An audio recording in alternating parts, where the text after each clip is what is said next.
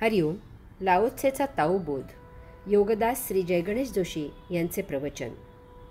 कर्मयोगानंतरची विश्रांती. लाओत्से 15व्या प्रकरणाच्या दुसऱ्या ओवीत स्वतःच दुसरा प्रश्न विचारून त्याचे स्वतः उत्तर देत आहे की आपली शांतता कोण सतत टिकवू शकतो. जो कर्मयोगानंतर जीवनात मिळणारी विश्रांती ओळखतो तो. स्वधर्माने प्राप्त स्वकर्म केल्यामुळेच कर्मयोग साध्य होतो. स्वधर्माने प्राप्त स्वकर्म केले की आध्यात्मिक आणि भौतिक अशी दोन्ही प्रकारची शांतता मिळते. ही अशी मिळालेली शांतता सतत मिळणारी असते, ती टिकाऊ असते. एवढेच नव्हे तर शांततेबरोबर समाधानही मिळते. अन्य मार्गाने जर कोणी शांती मिळवण्याचा प्रयत्न केला तर त्याला शांतता मिळत नाही. त्यातून मिळाली तरी ती फारच अल्पकाळ टिकते, ती सतत मिळत नाही. त्या शांततेत समाधान तर मुळीच नसते. मनुष्य जेव्हा स्वधर्माने प्राप्त स्वकर्म करत नाही, त्यापेक्षा काहीतरी वेगळेच कर्म करतो, तेव्हा त्यामुळे वासना निर्माण होतात. त्यामुळे विक्षिप्तता येते. वासना कधीही तृप्त होत नाहीत. त्या नेहमीच अतृप्तावस्थेत पुन्हा पुन्हा उपभोग घेण्यासाठी संधीची वाट पाहत असतात. तशी संधी निर्माण न झाल्यास त्या तशी संधी निर्माण करतात.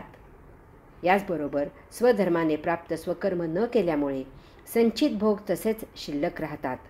त्यामुळे मनुष्य नेहमीच असमाधानी राहतो. स्वधर्माने प्राप्त स्वकर्म करून कर्मयोग केल्यामुळे कर्मयोग करून झाल्यावर नैसर्गिक विश्रांती प्राप्त होते. पूर्ण नैसर्गिकरित्या शरीर विश्रांती घेते, कारण अशा कर्मात पूर्ण समाधान असते. त्या योगे जीवात्मा आनंदात असतो. या समाधानापुढे मनही थंड होते. अंथरुणावर आडवे झाल्या झाल्या रात्रभर निचळ झोप येते, कारण मनात कसलेही विषय नसतात. देहही नैसर्गिकरित्या थकल्यामुळे कसा शांत पहुडतो. या ओवीद्वारे लाओत्से सांगत आहे की मेहनत घ्यावी, तेव्हाच कर्मयोगानंतर विश्रांती मिळू शकते. काम केले नाही, देह थकला नाही, नुसते बसून असले, घाम गाळला नाही की खरी विश्रांती मिळत नाही. देह आडवा केला तरी ते नुसतेच लोळणे होते, पडून राहणे होते, झोप लागत नाही. त्यामुळे देहाला विश्रांती मिळत नाही. देह थकलेलाच राहतो. असा देह नेहमी निरुत्साही असतो, त्यात मेद साठतो. परंतु कर्मयोग साध्य केला की देह स्वतःच त्याच्या विश्रांतीची गरज निर्माण करतो. ही देहाकडून विश्रांतीची खरी मागणी असते. पाय दुखतात म्हणून घरात स्वस्थ बसलात तर पाय दुखायचे थांबत नाहीत. ते रक्तदाबादी आणखी निराळे प्रश्न निर्माण करतात. त्याऐवजी दुखऱ्या पायांना चालण्याचा व्यायाम दिला तर रक्तदाब नियमित होतो, रक्तप्रवाह देहात सळसळतो, प्राणवायूचा पुरवठा नियमित होतो आणि पाय दुखायचे थांबतात.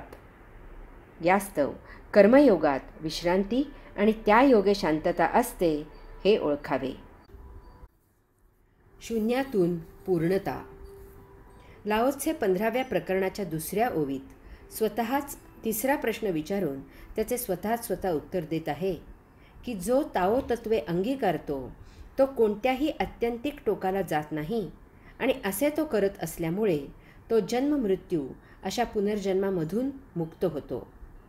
समजा खूप लांब असलेल्या एका काठीच्या मध्यभागी दोरी बांधली आहे आणि तिचे दुसरे टोक वरती छताला बांधले आहे.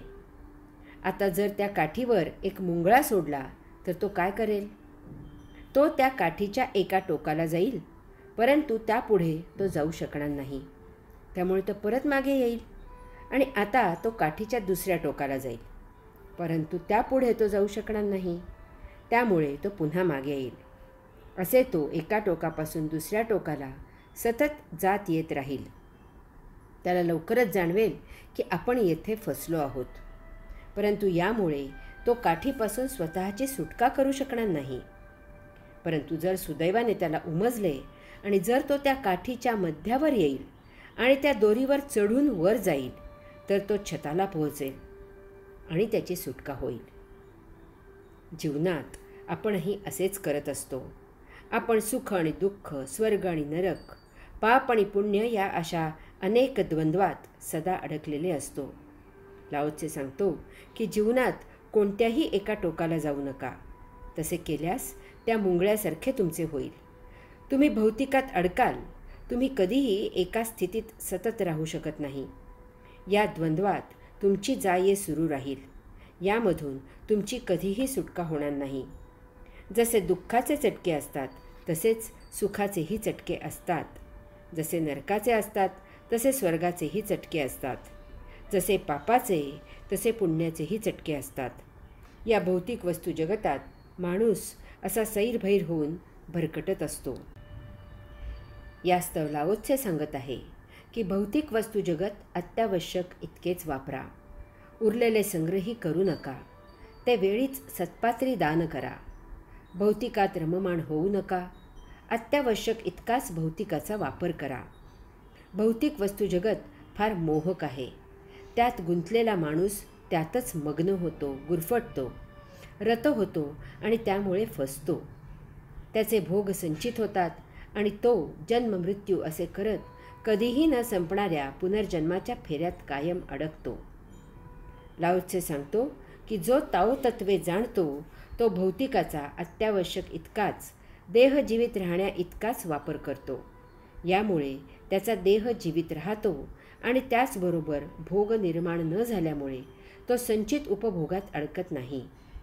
संचित उपभोग नसल्यामुळे त्याला जन्ममृत्यूचे फेरे घ्यावे लागत नाहीत. त्याची पुनर्जन्मापासून सुटका होते. तो मुक्त होतो. हरि ओम.